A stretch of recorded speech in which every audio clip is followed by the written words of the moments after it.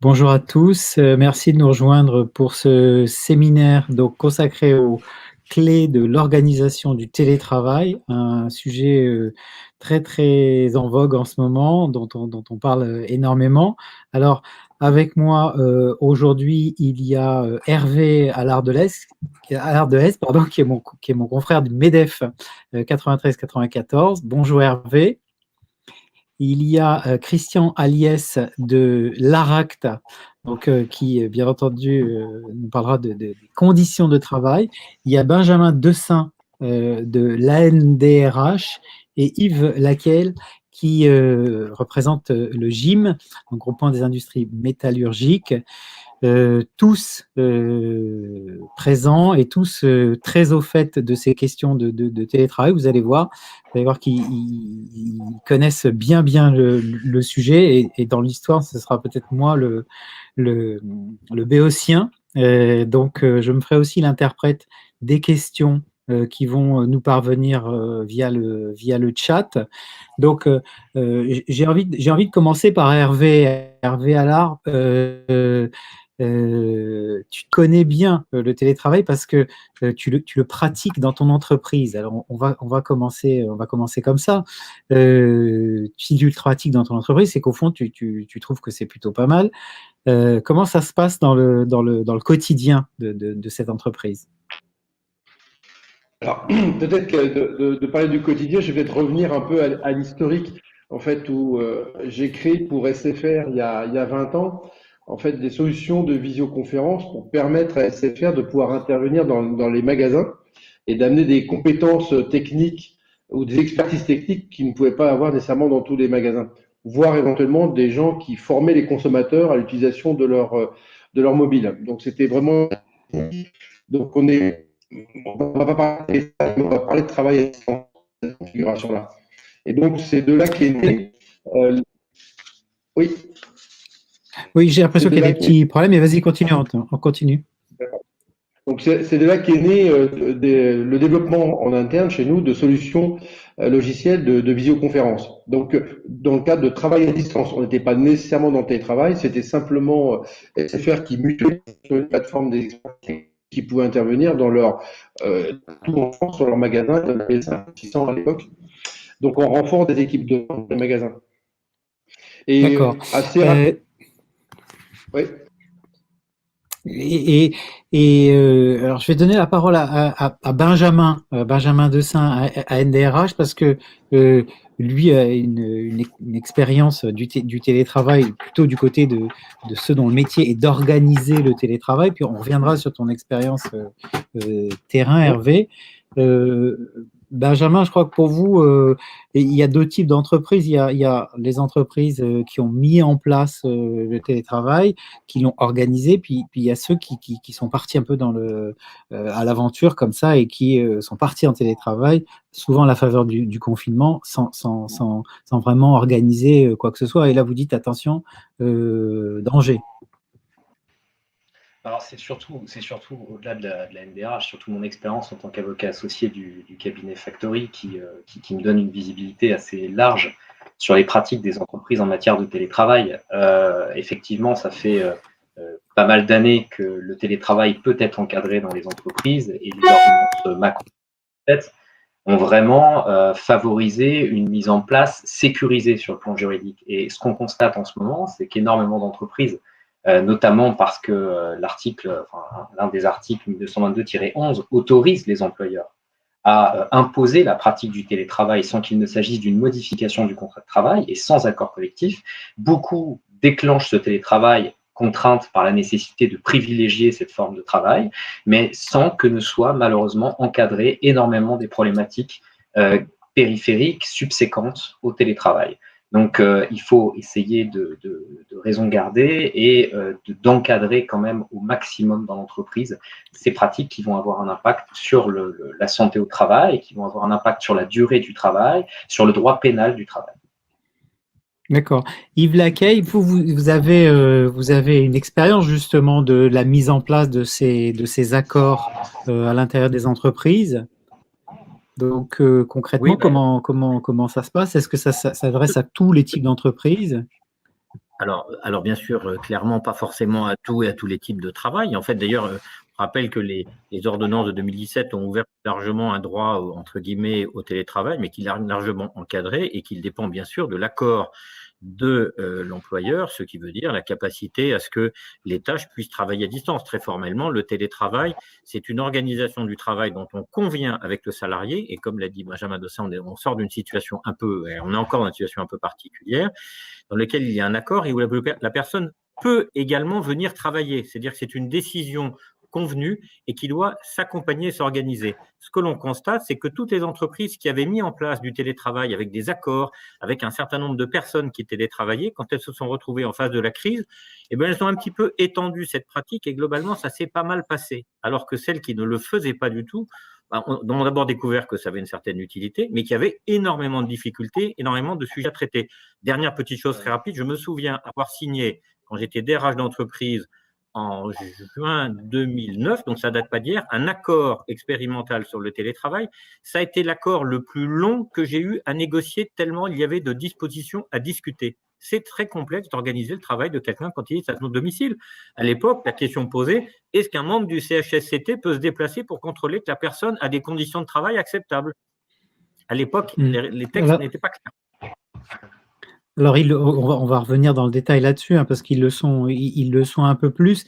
Christian Aliès, conditions de travail, le mot a été lâché. Vous, c'est votre cœur de métier. Dites-nous un mot de présentation à la fois de ce que vous faites et aussi de la manière dont on peut avancer de manière paisible sur le sujet. Oui, paisible, oui, c'est un mot qui convient parce que ce qui ressort, il y a une enquête, Malakoff a fait une enquête, le réseau ANAC-Maract a fait une enquête. La DARES, la dernière statistique de la DARES de l'année dernière, elle montrait qu'il y avait 7%, je dirais, des entreprises, des salariés qui mettaient en œuvre le télétravail. Aujourd'hui, il n'y a pas véritablement de statistiques, mais si on regarde les chiffres qui sortent quand même des enquêtes, il y a en gros 35-36% des entreprises qui se sont contraintes et forcées, orientées vers l'utilisation du télétravail.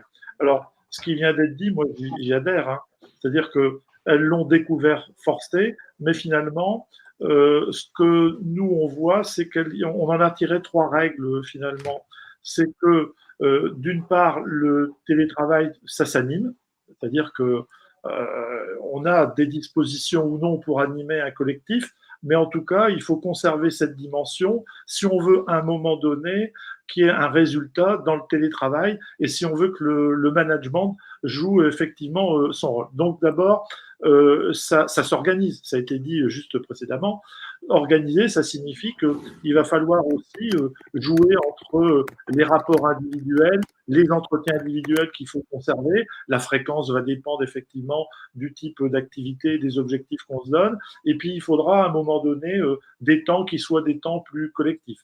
Et puis, on ressort effectivement de 2 mois où les entreprises, alors c'est une règle qu'on a pour aller sur le site de l'ANACT ou des ARACT, le télétravail, ça s'apprend aussi.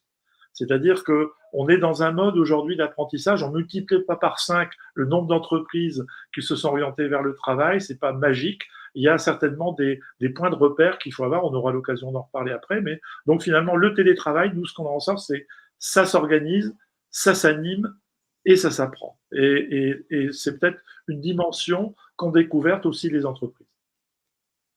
Alors, je vais essayer de redonner la parole à Hervé, parce que j'avais un problème pour entendre Hervé, c'est les aléas du direct. Hervé, toi, tu as expérimenté le télétravail depuis longtemps, donc tu as quelque part défriché un peu le terrain pour nous tous. En termes d'étapes de mise en place, est-ce que tu peux nous décrire comment ça s'est passé chez vous dans ton entreprise? Ah, je ne suis pas sûr qu'on ait réglé le problème de micro, malheureusement. Bon, alors, on va essayer de le régler dans la coulisse. C'est pas grave. Alors, avant de revenir à l'expérience d'Hervé, Yves, je sais que il y a des questions de confidentialité. Voilà. Oui. Sans citer de nom d'exemple d'entreprise, mais… Mais Alors, voilà. d'abord, Comment ça se peut-être passe dire dans un la petit pratique? mot. D'abord, un petit mot. Il se trouve qu'au gym, nous-mêmes, où nous sommes un petit peu moins de 100 personnes, nous avions régulièrement une vingtaine de personnes, c'était en situation de télétravail. Donc, comme ça vient d'être dit, on avait déjà commencé à l'animer un petit peu, mais c'est quand même très différent d'avoir des personnes qui viennent 1 ou 2 jours par semaine, ce qui est quand même plutôt la pratique, que la situation très exceptionnelle et qui est subie, et dont il faudrait bien se garder de tirer des leçons.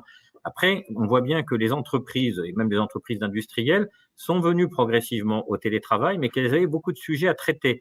Comment est-ce que j'organise le suivi de la production quand je suis à distance? Aujourd'hui, on sait qu'on peut le faire. On peut même dépanner des machines à distance. Donc aujourd'hui, les technologies permettent ce genre de choses. Maintenant, il y a énormément de difficultés pratiques liées à certains types d'activités. Je vais, sans citer une entreprise, nous avons parmi nos adhérents des entreprises du secteur de la défense qui ont besoin d'avoir des réseaux extrêmement sécurisés et qui n'ont répondu qu'à partir de début 2019 à du télétravail, qui était une demande régulière. Et ça marche bien, le télétravail. Dans des secteurs très techniques, comme le disait un chef d'entreprise il n'y a pas très longtemps au gym lors de nos commissions, un ingénieur au bureau d'études, quand vous lui foutez la paix, il bosse bien mieux. Donc, c'est très efficace. Alors après, son commentaire, c'est au bout d'un mois, c'est un peu moins, ça commence à être un peu moins bien. Donc, mon petit commentaire, c'est toutes ces pratiques, elles existent et il y a beaucoup de bonnes pratiques qui sont déjà recensées, on pourra les détailler. Il faut se veiller de ne pas tirer trop vite des conclusions de la période que nous vivons, qui est quand même très exceptionnelle au sens de la durée de l'animation, la totalité, l'absence de présence, comme l'a dit le directeur de l'ARACT juste avant. Voilà.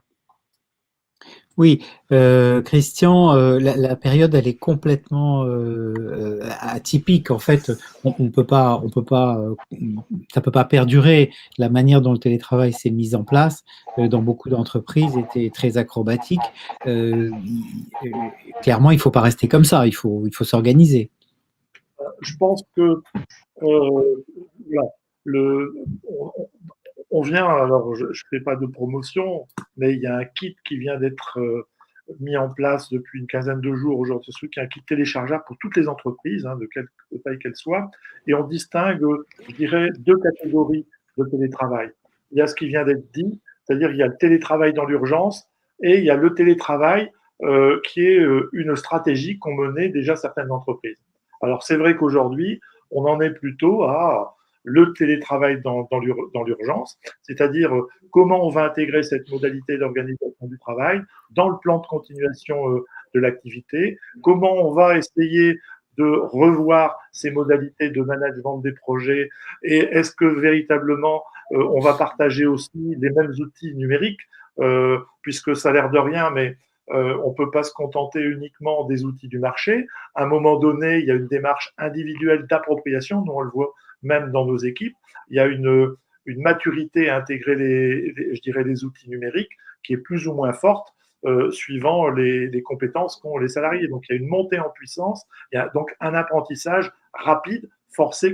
Puis après, il y a peut-être qu'il y a celles qui avaient déjà travaillé sur la problématique du télétravail et qui en faisaient un axe stratégique important, éventuellement intégré dans les accords de temps de travail, avec des modalités qui pouvaient faire en sorte qu'il y avait une solidarité aussi au niveau des équipes, de la charge de travail, parce que tout ça aussi, ça s'organise au moment des enfants. Et je pense qu'il y aura cette migration à terme entre ce qu'on a vécu dans l'urgence, avec un management qui a dû s'adapter. Donc on est dans une phase d'adaptation, de découverte de ce qu'est la réalité du télétravail, et je dirais aussi, j'ai eu une réunion avec des partenaires sociaux la semaine dernière qui, eux, faisaient la différence à juste titre entre ce qu'est le télétravail et le travail à domicile.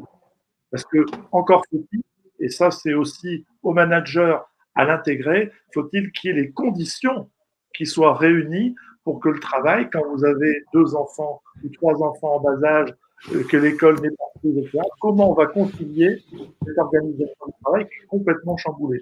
Donc finalement, il y a le télétravail, il y a le travail de domicile, il y a le vécu de l'urgence, il y a la migration et l'amélioration des techniques de télétravail, et peut-être qu'après, ça deviendra un élément de la stratégie des relations sociales dans l'entreprise. Alors, quand on parle de conditions de travail, est-ce qu'on peut essayer de déterminer en fait les catégories de conditions? C'est-à-dire, bon, on comprend qu'il vaut mieux que les gens soient assis sur une chaise qui est adaptée au fait de pouvoir travailler avec un ordinateur plutôt que sur un tabouret de cuisine. On comprend qu'il y a des risques psychologiques liés à l'isolement, au fait que la vie personnelle s'invite dans la vie professionnelle et vice-versa. C'est quoi les catégories que vous établissez à l'ARACT? En gros, hein, pour donner une image générale du sujet. L'organisation du travail et qui impacte les conditions de travail, vous venez de le dire, elles impactent bien sûr d'abord, quand même aussi, l'espace de travail lui-même. Les bureaux, c'est pas neutre.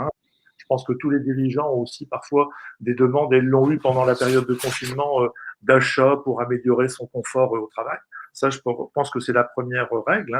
Si vous débarquez au bureau et vous n'avez pas de bureau ou de chaise, que vous soyez au travail ou chez vous, vous allez quand même avoir des soucis. Le deuxième point, je pense que c'est aussi la façon dont le dirigeant ou l'entreprise va partager la numérisation de ses process de travail.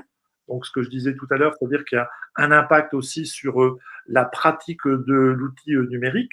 Les conditions de travail, c'est aussi la façon dont on va pouvoir communiquer ou non avec son manager, avec ses équipes, si je suis manager, inversement, et comment je vais utiliser les outils pour animer cette communauté de travail.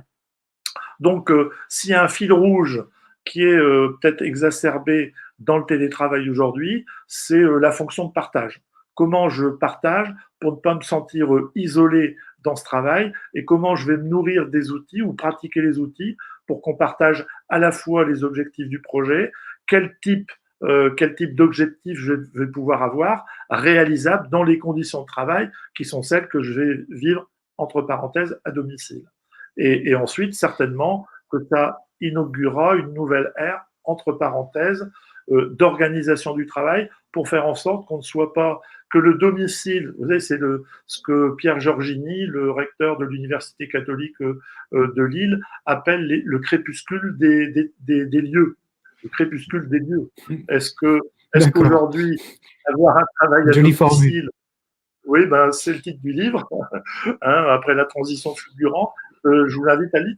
Non, mais je pense qu'il avait touché du doigt déjà depuis 2-3 ans le fait que, par exemple, je pense que ça peut être un objet de discussion, pour pas dire de négociation, pour pas employer un gros mot, mais pour faire en sorte qu'avec les parties prenantes que sont les partenaires sociaux ou le conseil régional, le tiers-lieu, c'est de dire, tiens, j'ai pas les conditions de travail chez moi, mais moi, en tant que patron d'entreprise, je peux peut-être éventuellement donner accès à un centre de coworking où là, les conditions seront réunies à un certain coût. Mais alors, tout ça qui va, à mon avis, se négocier au sens de gré à gré avec les salariés dans l'entreprise. Donc, une entreprise, on se pose nous-mêmes la question. On pourrait, quand j'ai des salariés en Seine-et-Marne, j'ai des salariés à Cergy, ils mettent 1h30, voire 2 heures parfois le matin quand les transports sont bouchés. Alors, on peut avoir le lissage, comme on le disait tout à l'heure, mais est-ce que ça durera, on ne le sait pas. Mais on peut peut-être aussi jouer avec l'accord de la proximité des lieux de coworking. Ça peut être aussi une réalisation.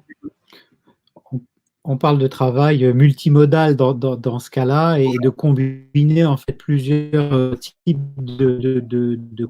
Benjamin, pour revenir sur l'aspect négociation, c'est très important et on en a parlé déjà tous les deux. Ça s'organise. C'est pas neutre, quoi.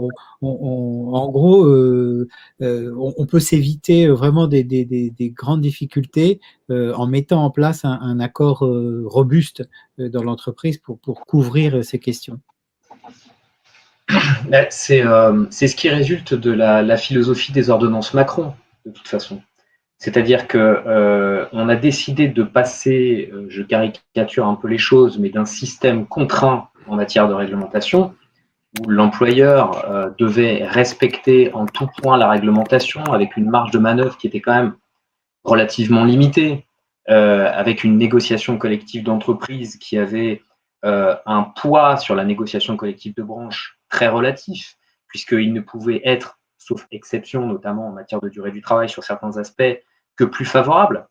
Et on est passé à un système où d'un seul coup, les entreprises peuvent décider de négocier sur un champ énorme du droit du travail en relation collective ou en relation individuelle de travail qui va s'appliquer dans les relations entre l'employeur, les salariés et dans les relations entre l'employeur et les organisations syndicales ou instances représentatives du personnel. Donc, par définition, la négociation ne peut plus être un gros mot. C'est l'alpha et l'oméga de la réglementation qui doit s'appliquer dans cette entreprise. Et il faut la construire avec une certaine forme d'intelligence tactique. Il faut nécessairement réaliser que lorsqu'on va aller négocier un accord sur le télétravail ou lorsqu'on va décider de mettre en place une charte sur le télétravail, eh bien, on va aller toucher aux aménagements individuels du temps de travail, prenons l'exemple du forfait jour, sur les modalités de contrôle de la charge, sur le droit à la déconnexion, mais en même temps, il y a le droit, les plages horaires pendant lesquelles j'ai le droit d'aller contacter le salarié. On va aller toucher aux conditions de travail, mais pas forcément dans les aspects constructifs, positifs, mais plutôt sur les aspects risques, c'est-à-dire, par exemple, les risques psychosociaux. Le fait que certains salariés, dans un télétravail, non pas abusif, mais un télétravail permanent, vont souffrir d'une situation d'isolement. On va aller toucher aux problématiques de reconnaissance d'accidents du travail, de maladies professionnelles. On va aller toucher à différents secteurs, différents pans du droit du travail. Donc, lorsqu'on construit toute cette norme applicable dans l'entreprise relative au télétravail, il faut avoir systématiquement en tête le fait que cela doit être coordonné avec les autres aspects normatifs conventionnels ou unilatéraux qui sont applicables dans l'entreprise. Et nécessairement, lorsqu'on va imposer le télétravail, eh bien, on le fait dans la précipitation, et cette précipitation est antinomique avec le fait de réfléchir à tous les risques que nous souhaiterions éviter. Et puis, en plus, nous sommes dans une situation certes parfois de vide juridique, de contradiction juridique, lorsque on vous dit dans le QNR du gouvernement que on ne doit pas indemniser le télétravailleur et qu'à côté de ça, l'ANI de 2005, qui était un peu le premier document fondateur du télétravail, lui impose pour les entreprises adhérentes au MEDEF une indemnisation. Lorsque on vous explique qu'on doit unilatéralement établir les règles d'application du télétravail lorsqu'on décide de l'imposer compte tenu de la situation de crise sanitaire, il est évident qu'unilatéralement, on ne peut pas couvrir l'intégralité des champs qu'on ne voit pas encore. On commence à voir, je parle sous contrôle des autres intervenants, mais on commence à voir déjà certaines situations de télétravail permanent qui génèrent, pour le moment, de ce que j'en vois, des situations pas encore hostiles, mais en tout cas conflictuelles. Et les mois qui vont venir vont évidemment s'entremêler avec une croissance que l'on sent déjà de tous les contentieux relatifs à la santé au travail. J'ai l'impression que le chef d'entreprise, il se retrouve coincé entre un accord qui est très très compliqué à mettre en place parce qu'il y a beaucoup de dimensions, et puis finalement d'inviter les collaborateurs à reprendre les transports en commun et de voir sa responsabilité pénale engagée. Voilà. Donc, je voudrais redonner la parole à Hervé, et puis on viendra à vous, hein, évidemment, parce que encore une fois, bon, si le micro marche, j'espère qu'il marche. Hervé, confirme-moi que ça marche bien. Et tu m'entends, Charles? Voilà, bah écoute, j'ai l'impression qu'on t'entend encore un peu de façon hachée, si la technique nous confirme ça. Est-ce que, oui ou non, vous m'entendez là ou pas? Ah oui, là c'est parfait. Voilà, donc Hervé,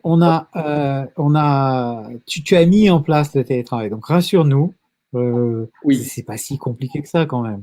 Ce que j'entends, Charles, est assez symptomatique. On parle d'asymptomatie ou de symptomatie depuis quelques semaines.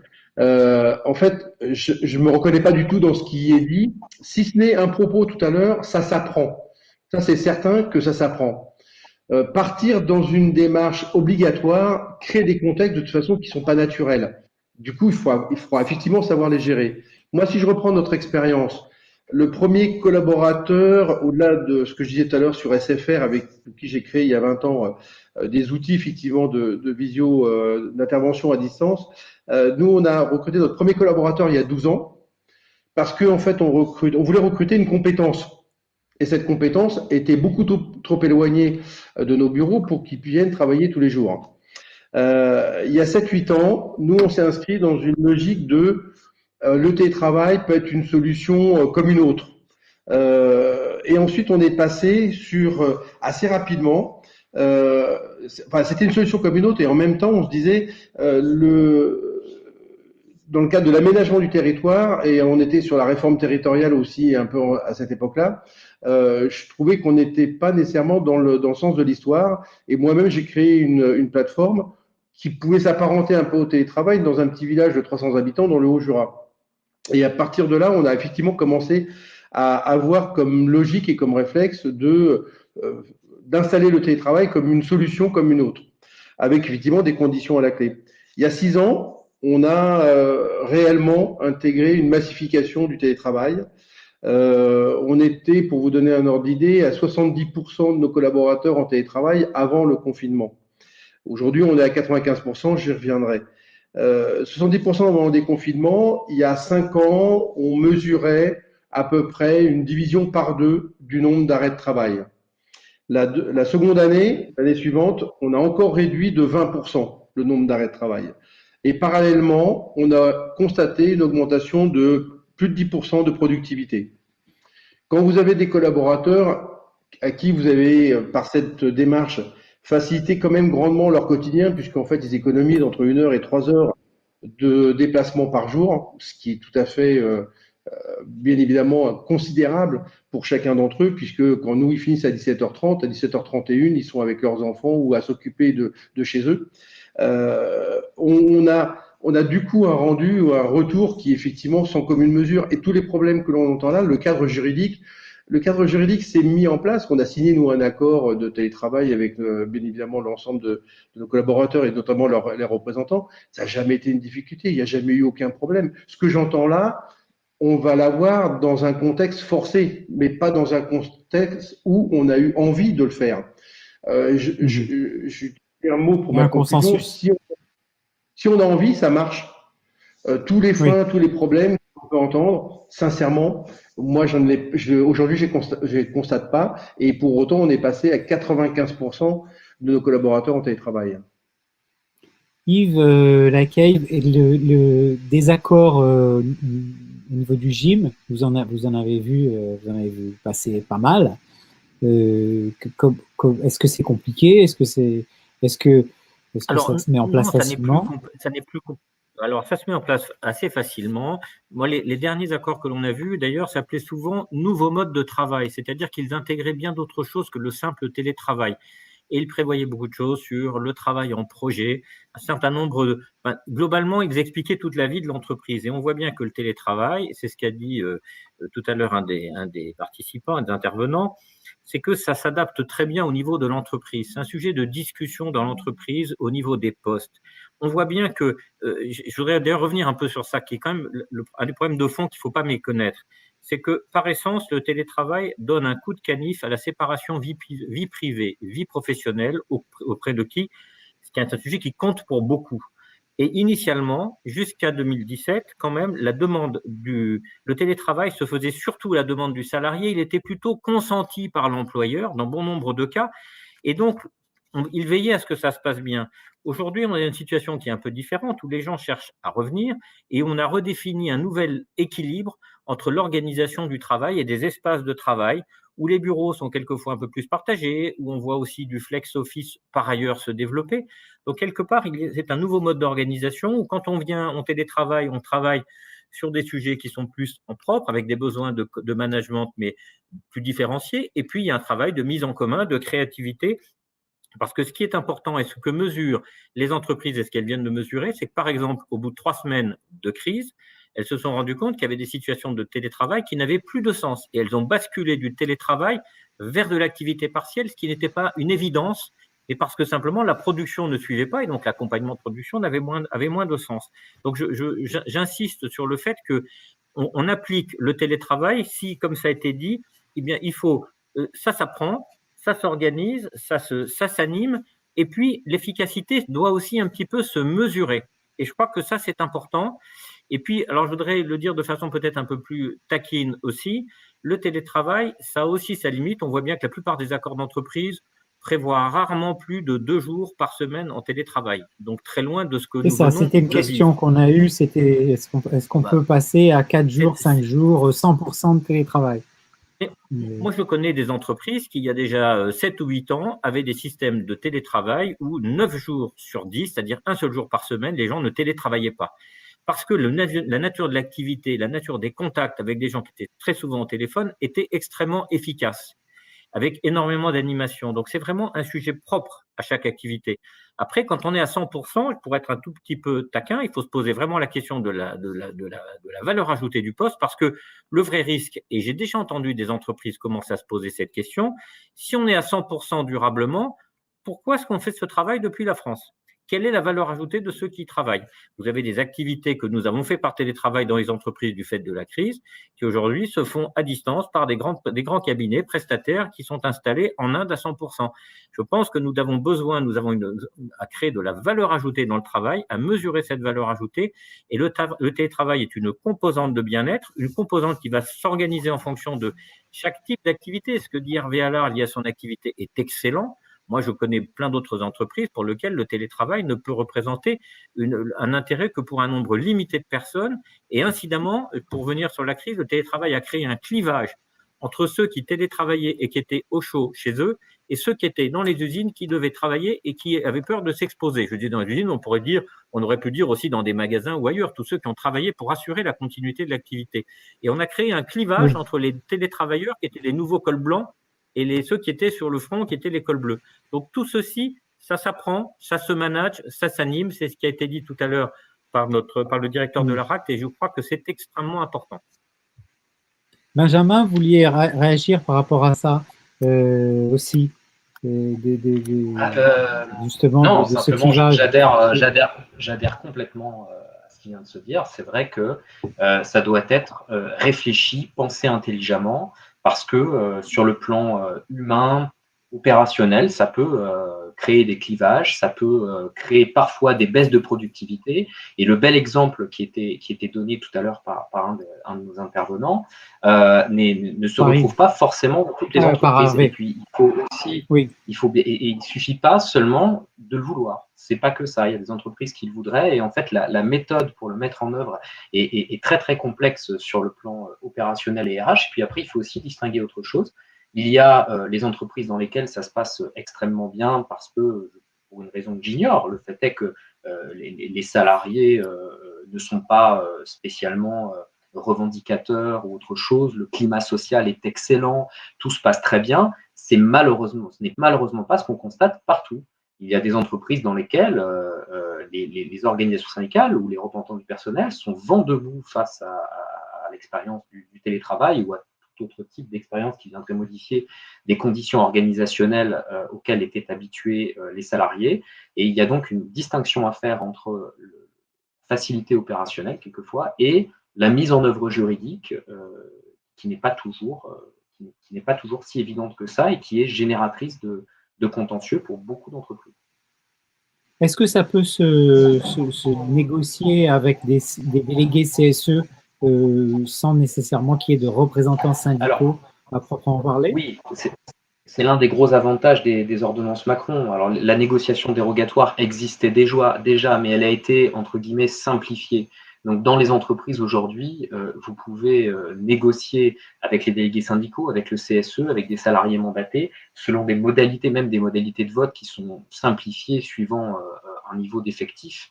Et donc, oui, l'accord collectif est sur le principe ouvert à toutes les entreprises, mais de toute façon, encore une fois, à défaut d'accord collectif, qui reste la norme à privilégier, parce que depuis les ordonnances Macron, l'accord collectif bénéficie de la présomption de conformité à la loi, ce qui, en cas de contentieux, a un intérêt d'inversement de la charge de la preuve. Même si on n'a pas ça, on a encore le système de la charte, et puis aussi on peut compter sur les conventions collectives de branche, comme la métallurgie, par exemple, qui je crois, je ne peux pas parler à la place du directeur du gym, mais se préoccupe largement de ce sujet. Avant de revenir chez Hervé, une question pour Christian, parce qu'on nous l'a posé au travers du chat. Vous avez dit que vous ne vouliez pas faire de la publicité, mais quand même, on nous demande que vous fassiez la publicité de votre kit télétravail. Je crois qu'il y a des amateurs là. Oui, alors le kit, c'est un kit donc qui est téléchargeable gratuitement, hein, qui a été pensé à la fois par les chargés de mission de l'ANACT, le service de transfert, et c'est une des vocations d'ailleurs, je rappelle, du réseau ANACT-ARACT, hein, c'est d'être sur le couple expérimentation et sur le couple diffusion, capitalisation et transfert aux organisations industrielles ou de services.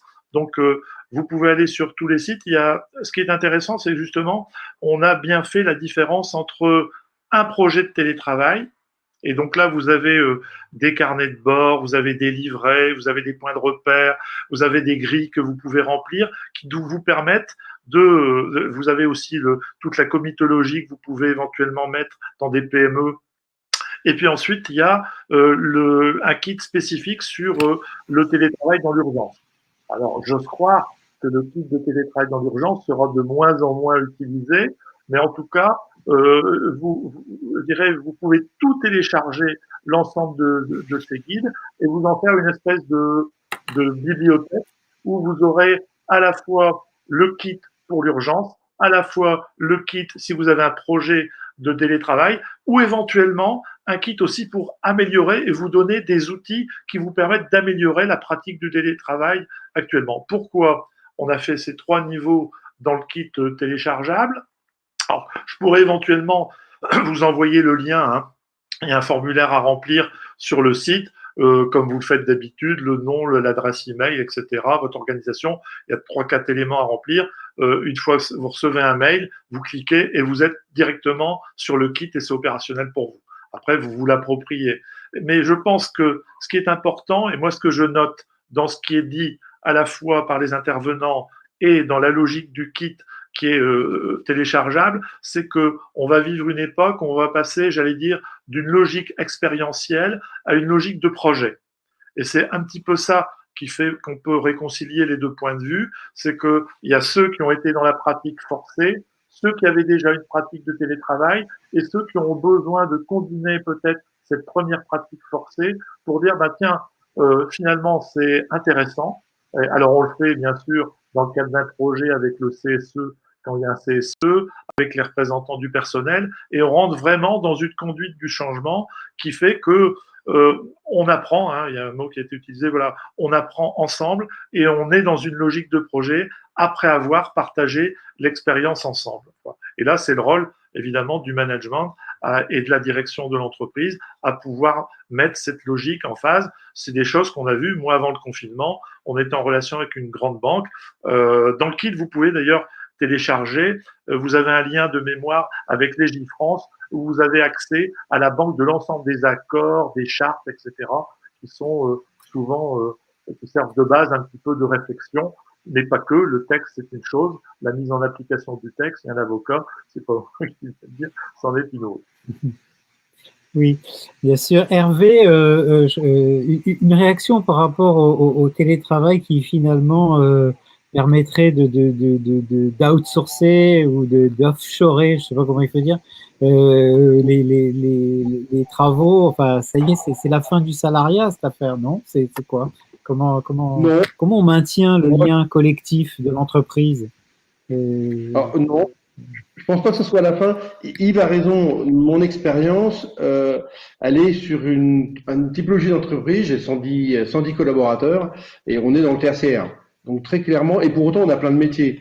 On a bien évidemment la compta, les ressources humaines, la production, mais c'est une production ici effectivement qui se fait depuis un bureau, et la recherche et le développement, les supports techniques, enfin tout nous, on couvre bien évidemment beaucoup de métiers, voire même les commerciaux. Et sur les commerciaux, on a nous noté maintenant que globalement ils sont divisés par 4 leur nombre de déplacements au profit de rencontres et d'échanges qui se font par visio.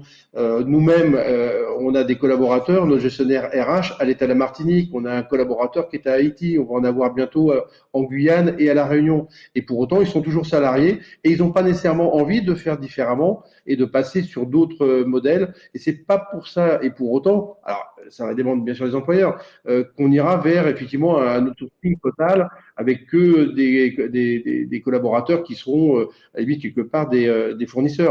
Non, non, le sujet reste exactement le même. On l'a simplement, nous, quelque part dématérialisé. Je me plais souvent à dire que si on renversait une boîte de petits pois sur la carte de France, on aurait à peu près la cartographie, une cartographie fidèle de là où sont nos collaborateurs en France. Et pour autant, ça ne pose vraiment pas de problème. La vraie difficulté, par contre, c'est d'apprendre, c'est ce qui avait été dit tout à l'heure par monsieur Laracte, et d'apprendre la façon dont on va manager. En fait, j'utilise aussi le terme de vieux démon. On a une incapacité réelle à gérer à distance. En fait, c'est là d'où vient le problème. Et quand on entend les freins, les obstacles, la réglementation, tout ça conduit un petit peu à se dire on ne sait pas comment faire et on a peur. Quand on franchit réellement le pas, sincèrement, tout ça n'est pas du tout un obstacle. Je dis pas que dans le contexte dans lequel on est et le télétravail qui va s'en suivre aura exactement la même voie que nous, on aura pu suivre à notre époque, puisque nous, on l'a fait volontairement. Là, il y a peut-être effectivement un schéma qui sera peut-être un petit peu différent. Ceci étant, le management, effectivement, est la clé, bien évidemment, de la façon dont les choses vont se passer. Ça va dépendre aussi de comment travaillent les collaborateurs concernés. Soit ils sont devant une feuille de calcul ou une application, et globalement, ils passent leur temps tout seuls, effectivement, face à leur écran. Et là, très clairement, le management et l'intégration de la façon dont on pilote ces collaborateurs va tout à fait évoluer. Nous, très clairement, on a mis en place chez nous un échange avec l'ensemble de mes collaborateurs une fois par mois. En fait, quelque part, je suis plus proche de mes collaborateurs que je ne l'étais avant d'avoir massifié le télétravail. On échange beaucoup plus, on se retrouve sur des mini-groupes de travail en visio. Encore une fois, avant, j'étais dans mon bureau, ma porte pourtant était toujours ouverte, et pour autant, je rencontrais beaucoup moins les collaborateurs que depuis qu'on a massifié le télétravail, ce qui est quand même assez paradoxal. Donc non, je ne pense pas que nous, en 7 ans d'expérience, réellement, ça n'a pas bouleversé les choses du tout.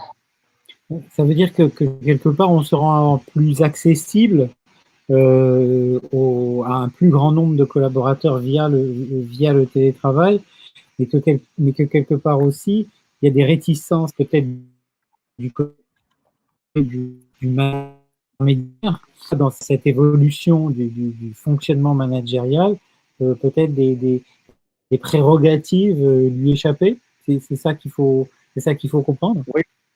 Oui, j'avais des réticences. J'avais des réticences un petit peu de certains, notamment quand notre gestionnaire RH nous a dit je me marie, je pars à la Martinique, est-ce que je peux continuer à travailler? C'est clair que ça a créé quelques interrogations et j'ai dit écoutez, on va faire un test, on va faire effectivement un avenant au contrat pendant 6 mois, on regarde comment ça se passe. Aujourd'hui, ça va faire 2 ans maintenant qu'elle est en télétravail à la Martinique. On coche toutes les cases du positif, il n'y a pas de cases négatives.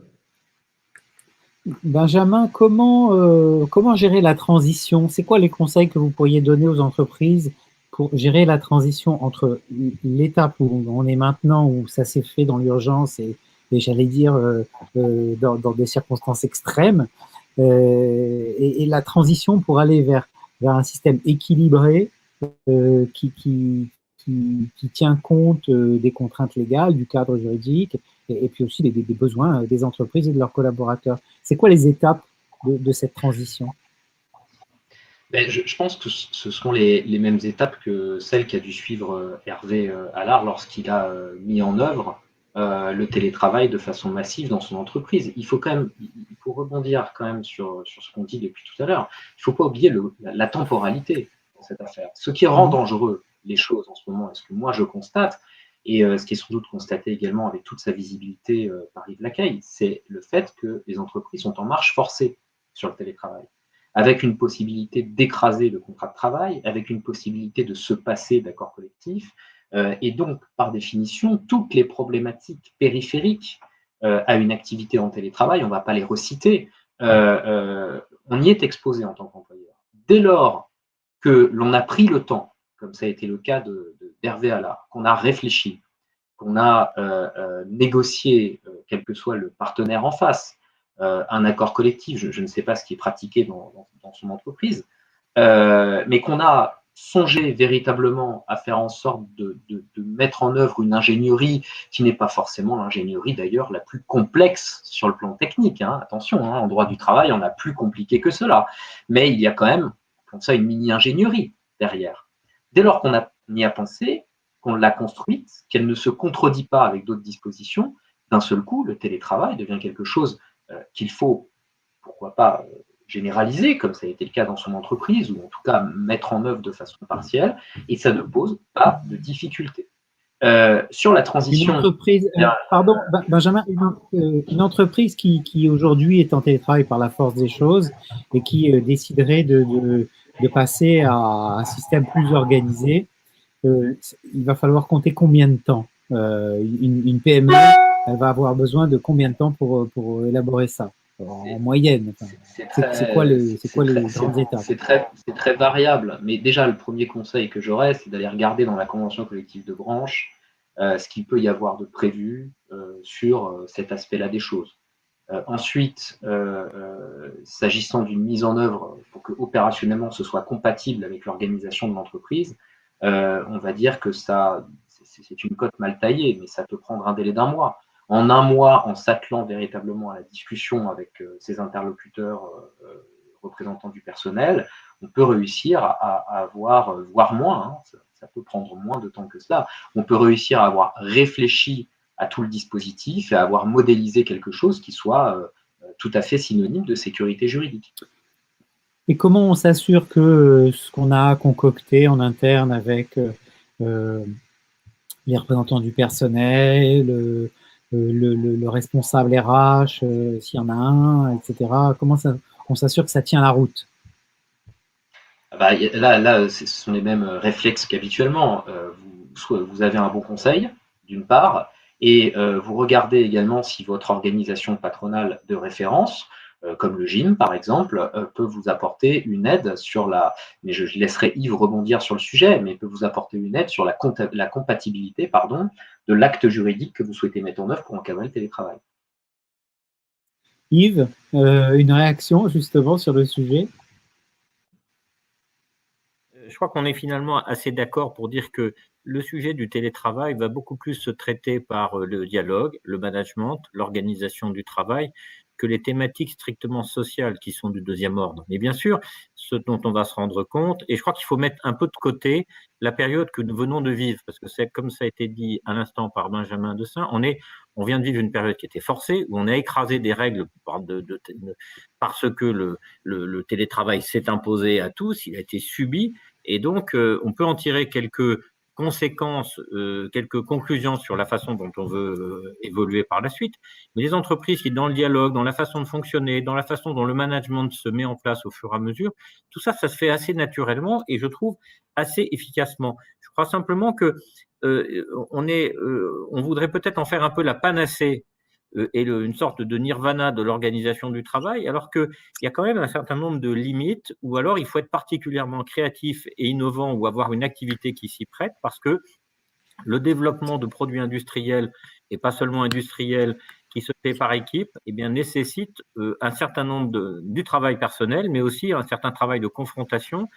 Et les outils ont quelquefois du sens, mais la transmission des émotions, des réactions, de la vie au quotidien ont des impacts très importants. Et là, le télétravail a pu montrer un petit peu sa limite. Donc, il faut avoir conscience que chaque secteur saura s'y adapter avec la dose qui va bien. Moi, je ne mesure pas écoutez, tous les grands groupes industriels qui sont nos adhérents, que vous connaissez, des constructeurs automobiles, aéronautiques, etc., ont quasiment tous des accords sur le télétravail.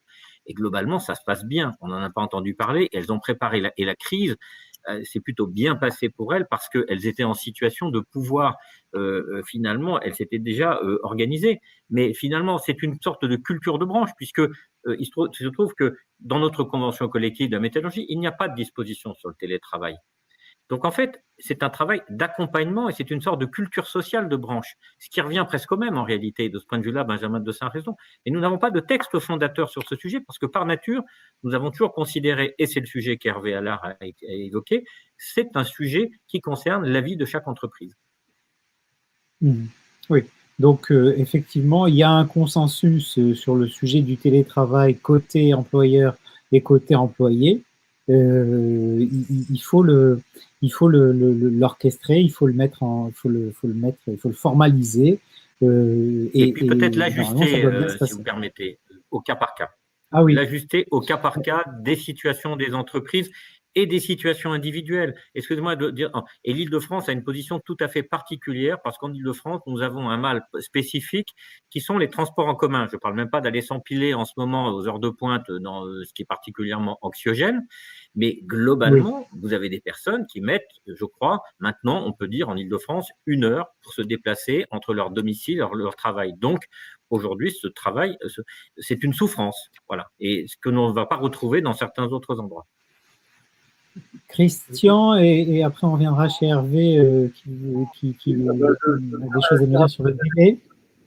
Je suis convaincu que la QVT est dépassée et qu'aujourd'hui c'est la QVT carré qui nous fait, c'est-à-dire une qualité de vie au travail territoriale. Et je pense que véritablement, ce qui nous manque aujourd'hui, et alors c'est pas que ça nous manque, c'est qu'il y a plein de dispositifs qui sont en train de se mettre en place, et peut-être que ce qu'on a vécu va devenir un révélateur positif de cette QVT territoriale. Mais le débat me rappelle ce qui vient d'être dit. On avait l'habitude de dire, lorsqu'on a démarré les premiers accords de qualité de vie au travail, on se disait, mais finalement, il y a d'un côté la prévention avec le réglementaire, le juridique, les textes, etc. Et puis, on avait l'habitude de dire dans le réseau ANAC-TARAC, la qualité de vie au travail, c'est d'abord une problématique d'engagement. Là, je viens d'entendre parler, effectivement, d'engagement, d'engagement social, de responsabilité sociale, et ça, je pense que j'en suis convaincu. J'en suis d'autant plus convaincu que je pense aussi que dans les entreprises, ce qu'on a redécouvert à travers le télétravail, c'est 2 mots-clés du management. C'est d'une part, redécouvrir la valeur de l'activité, et nous on dit pas forcément des métiers, mais de l'activité, et 2, des objectifs qui sont liés à ces activités. Et c'est là où se renoue à distance, ça a été dit par M. Allard tout à l'heure, se renoue finalement à distance une relation de confiance qui pouvait être finalement à distance, mais qui a rapproché aussi, quand c'est bien fait, le manager des salariés. Et cette relation de confiance, elle s'est tissée finalement dans les expériences quand les entreprises ont été forcées. Elle existait peut-être déjà, et puis après, il faut l'entretenir aussi, cette confiance. Donc, c'est véritablement un problème, je dirais, d'engagement du management à travers, bien sûr, la volonté de la direction. Et Hervé, cette question de la confiance et de la relation, de la relation à distance, moi j'ai des questions un peu basiques, pardon, mais comment on vérifie que les gens travaillent et sont pas en train de jardiner? Comment on gère le fait qu'il y a une synchronicité qui est nécessaire au travail et il n'y en a pas qui travaillent la nuit parce que ça les arrange et puis la journée ils vont faire autre chose ou le week-end alors que voilà ils envoient tout un tas de mails pendant le week-end alors que les autres se reposent comment ça se passe, comment on fait si un collaborateur se brûle en faisant son café le matin, est-ce que c'est un accident du travail? Des questions un peu bêtes, pardon, mais comment ça se gère? En 6 ans ou 7 ans d'expérience, sincèrement, j'ai jamais eu à gérer ce type de cas. Je pense que le problème se pose réellement pas du tout.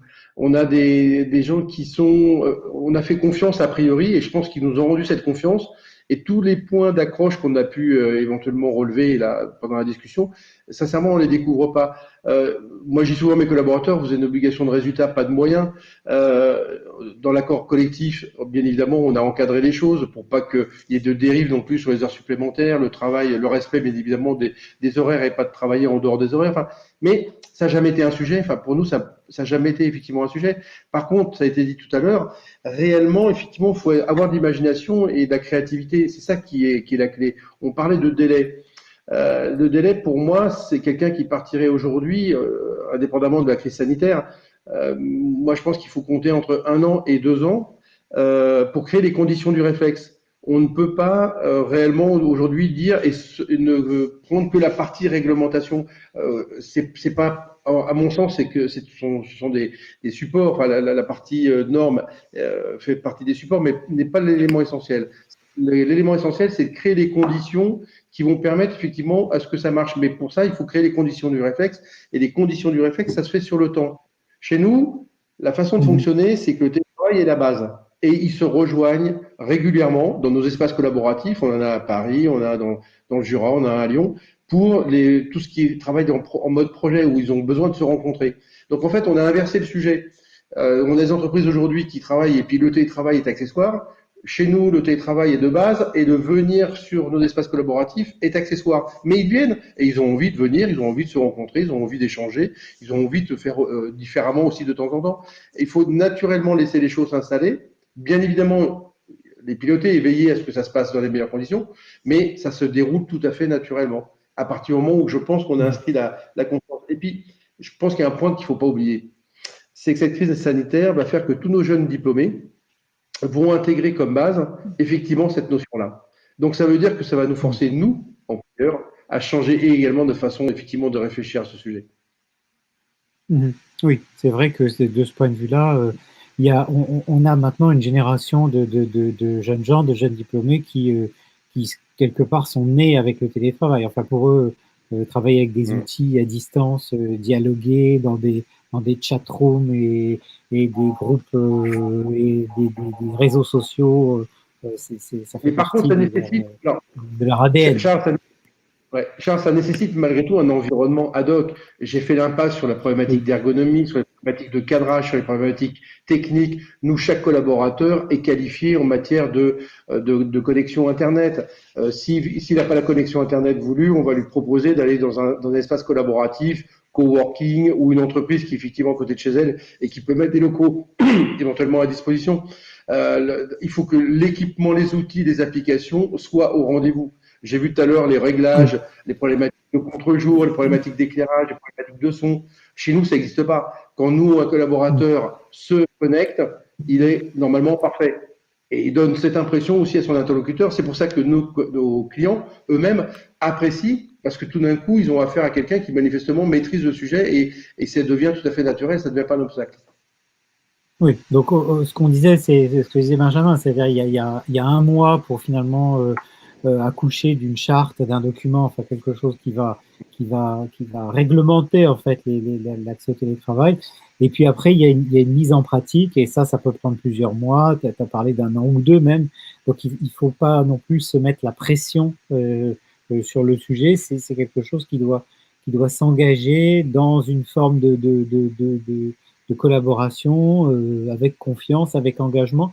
Donc on a un terrain qui est assez favorable aujourd'hui du fait que un certain nombre de personnes ont découvert le télétravail par la force des choses. Ils ont vu que c'était pas nécessairement mauvais pour eux, pour la qualité de vie au travail et puis la qualité de vie en général.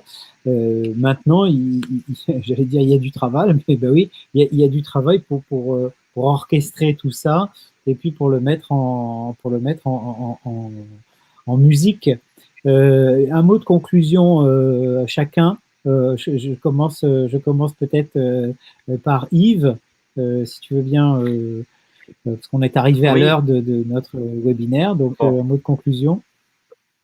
Ben moi, si je devais dire une conclusion, j'ai beaucoup apprécié les 2 mots que Christian Aliès a sortis, qui sont la confiance et l'engagement, parce que je suis convaincu que c'est la base du succès du télétravail.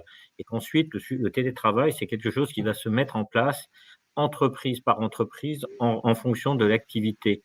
Pour prendre 2 exemples, vous êtes téléopérateur chez Mondial Assistance avec des personnes qui font 4 tonneaux au Niger, que vous soyez dans un bureau à Paris ou dans la campagne. Si vous avez le réseau qui va bien, vous savez traiter de la même façon ce cas. Et c'est un cas vécu, je connais. Vous êtes consultant chez IBM, c'est pareil. Puis après, quand vous construisez des avions, des sous-marins, et que vous êtes en lien avec la production, c'est un petit peu moins simple. Donc c'est pour ça que le télétravail, c'est vraiment le domaine du sur-mesure, où l'efficacité se mesurera au final à la qualité du management et ce niveau de confiance et d'engagement qui sont les deux mots-clés que je me permets de voler à Christian Aliès dans sa conclusion. Peut-être qu'il avait prévu de le dire.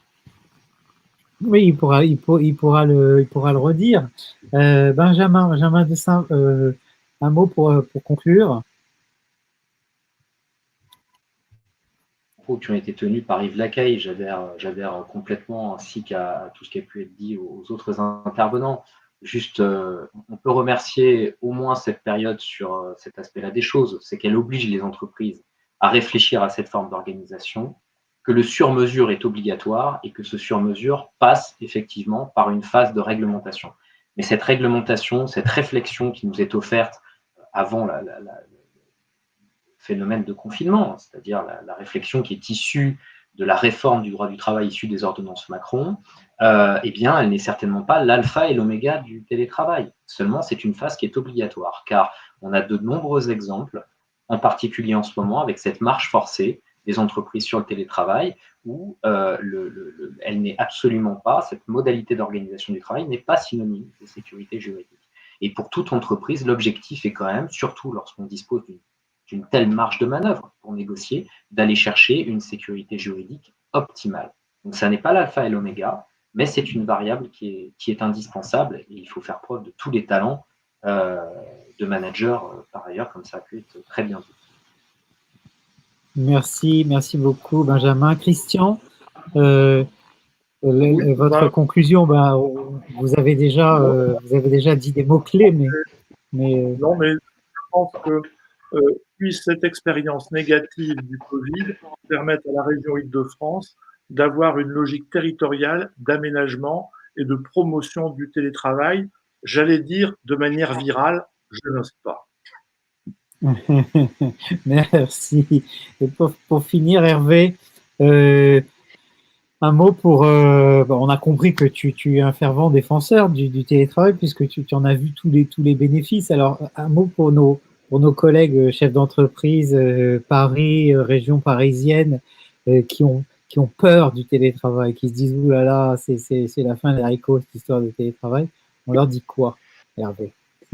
On leur dit, et notamment en Île-de-France, où on voit la moitié de la population francilienne qui va de l'Est à l'Ouest le matin et l'autre moitié qui va de l'Ouest à l'Est le matin. Je pense que la réponse, en partie, bien évidemment, pour les activités qui le permettent, c'est nous qui avons la réponse. Et effectivement, ça va nous obliger à nous réinterroger sur nos modèles, sur notre façon de fonctionner. Ça va nous obliger aussi à faire confiance et, comme je disais tout à l'heure, à être créatif, à être imaginatif.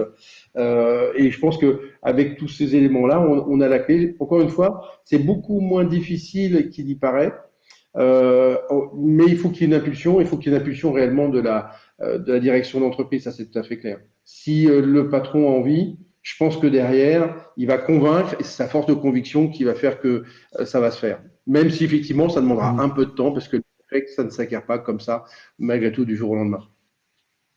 Bon. Donc un peu de présentiel quand même pour s'assurer que le télétravail de demain se passera dans de bonnes conditions. Je vous remercie, je remercie tous les participants de ce webinaire. Je remercie le MEDEF Île-de-France qui est aux manettes derrière, qu'on ne voit pas dans la coulisse, mais qui joue un rôle tout à fait important dans l'organisation de ces webinaires. Vous allez retrouver, pour ceux qui le souhaitent, peuvent retrouver ensuite en rediffusion tout ce qui s'est dit pendant le webinaire sur le web avec, je pense, un certain nombre de liens de téléchargement, de documents et d'éléments documentaires qui peuvent vous servir. Merci à tous ceux qui ont participé et puis bon travail, bon télétravail. À bientôt. Merci. Merci. Au revoir. Merci. Au revoir, merci.